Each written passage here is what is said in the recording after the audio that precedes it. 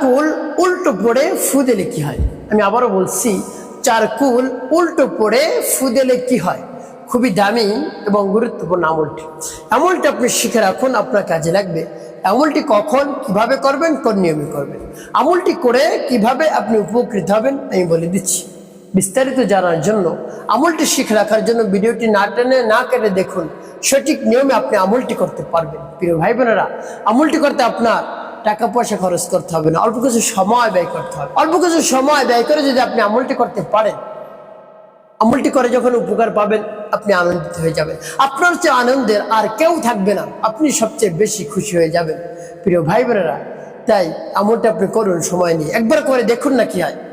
অনেক চেষ্টা সাধনায় তো করেছেন, একটি আমল করে দেখুন এই আমলটি। প্রিয় ভাই বোনেরা, আমলটি কখন কিভাবে করবেন, কোন নিয়মে করবেন, আমলটি করে কিভাবে উপকৃত হবেন বলে দিচ্ছি। প্রিয় ভাই বোনেরা, শুরুতেই বলবো কিভাবে আমল করবেন, তারপরে বলবো আমলটি করে কিভাবে উপকৃত হবেন। তাহলে চলুন কিভাবে আমলটি করতে হয় জেনে নেওয়া যাক। শুরুতেই উত্তম রূপে পবিত্রতা অর্জন করবেন। পবিত্রতা অর্জন করে পবিত্র স্থানে আপনি বসবেন। বসে চোখ দুটো আপনি বন্ধ করবেন। বন্ধ করে আপনার আমলের দিকে মনটা নিয়ে আসবেন। মনটা এনে এরপরে সর্বপ্রথম কি পাঠ করবেন? জীবনের গুনার কথা স্মরণ করে ক্ষমা প্রার্থনা করবেন। আমার জীবনের সমুদায় গুনাহ খাতাগুলো মাফ করে আমার অন্তরকে পাক পবিত্র বানিয়ে দিন। এভাবে আল্লাহ রাব্বুল আলামিনের কাছে বলবেন। এরপর 3 বার দুরূদ শরীফ সাল্লাল্লাহু আলাইহি ওয়াসাল্লাম, সাল্লাল্লাহু আলাইহি ওয়াসাল্লাম, সাল্লাল্লাহু আলাইহি ওয়াসাল্লাম ইস্তিগফার এবং দুরূদ শরীফ যখন পাঠ করা হয়ে যাবে, এরপরে আপনি কি করবেন? 4 কুল উল্টো করে পাঠ করবেন। প্রিয় ভাই বোনেরা, বিভ্রান্তি হবেন না।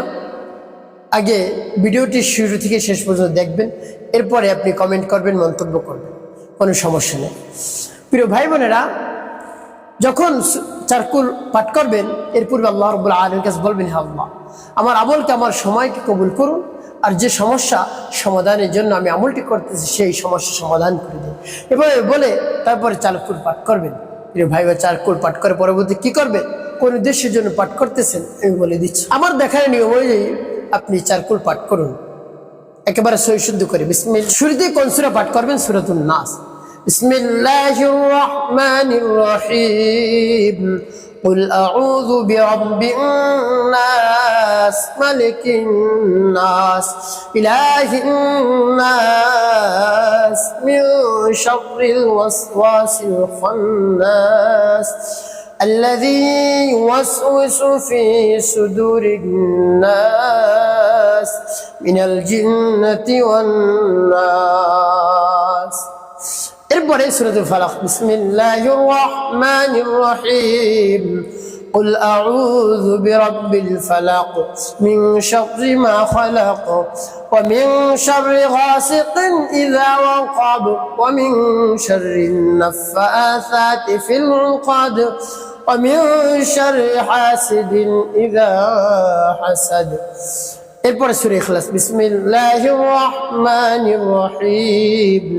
قل هو الله أحد الله الصمد لم يلد ولم يولد ولم يكن له كفوا أحد. এরপরে সূরা কাফিরুন। বিসমিল্লাহির রহমানির রহিম। قل يا أيها الكافرون لا أعبد ما تعبدون ولا أنتم عابدون ما أعبد ولا أنا عابد ما عبدتم ولا أنتم عابدون ما أعبد لكم دينكم ولي دين. এভাবে যখন পাঠ করে যাবে একটু ফুদেন, তারপর আপনি আবারও পাঠ করবেন। বিসমিল্লাহির রহমানির রহিম। قل أعوذ برب الناس ملك الناس إله الناس من شر الوسواس الخناس الذي يوسوس في صدور الناس من الجنة والناس.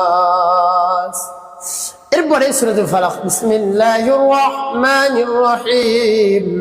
قل أعوذ برب الفلق من شر ما خلق ومن شر غاسق إذا وقب ومن شر النفاثات في العقد ومن شر حاسد إذا حسد. এরপরে সূরা ইখলাস বিসমিল্লাহির রহমানির রহিম قل هو الله أحد الله الصمد لم يلد ولم يولد ولم يكن له كفوا أحد.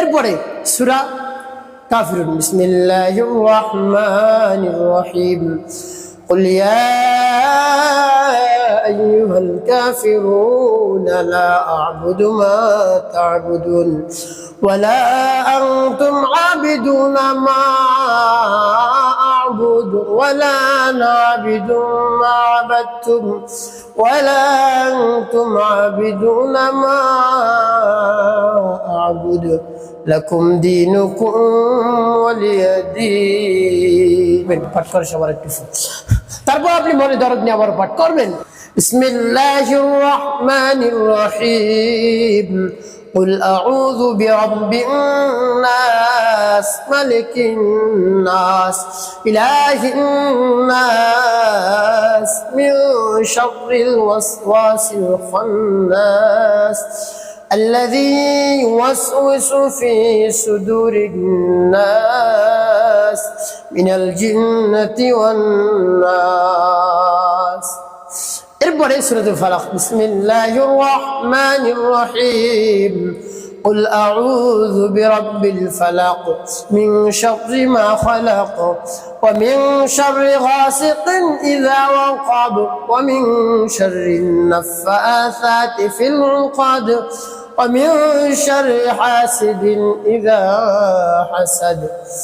এরপরে সূরা ইখলাস বিসমিল্লাহির রহমানির রহিম قل هو الله أحد الله الصمد لم يلد ولم يولد ولم يكن له كفوا أحد. এরপরে সূরা কাফিরুন বিসমিল্লাহির রহমানির রহিম قل يا أيها الكافرون لا أعبد ما تعبدون ولا أنتم عابدون ما أعبد ولا أنا عابد ما عبدتم ولا أنتم عابدون ما أعبد لكم دينكم ولي دين. পাঠ করে সবাইকে করে ভাই বোনেরা আপনি কতবার পাঠ করবেন গুনে গুনে আপনি পাঠ করবেন 3 বার পাঠ করে 3টি ফুল. এরপর পাঠ করবেন 5 বার ইয়া যাল জালালি ওয়াল ইকরাম ইয়া যাল জালালি ওয়াল ইকরাম ইয়া যাল জালালি ওয়াল ইকরাম. এভাবে যখন পাঠ করা হয়ে যাবে এরপরে কি করবেন একটি ফু দেবেন.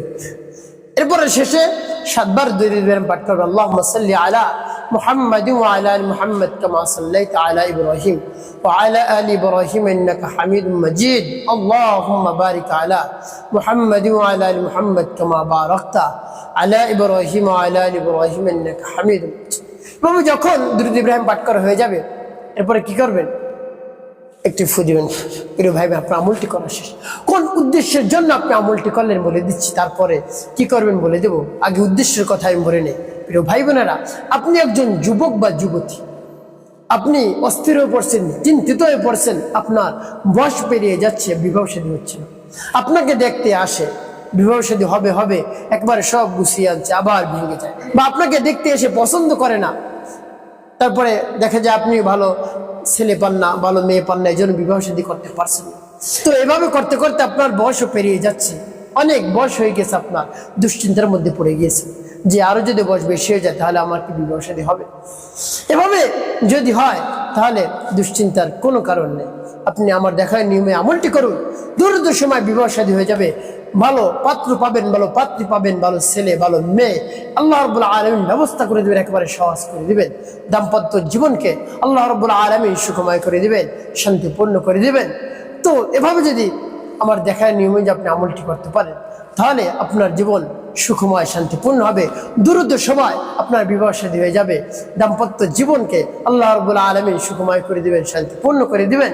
আপনার জন্য উত্তম জীবন সঙ্গিনীর ব্যবস্থা করে দিবেন, আপনি কল্পনাও করতে পারবেন না। এই জন্য বিশ্বাস নিয়ে আস্থা নিয়ে আমলটি করে দেখুন না কি হয়। একবার করুন।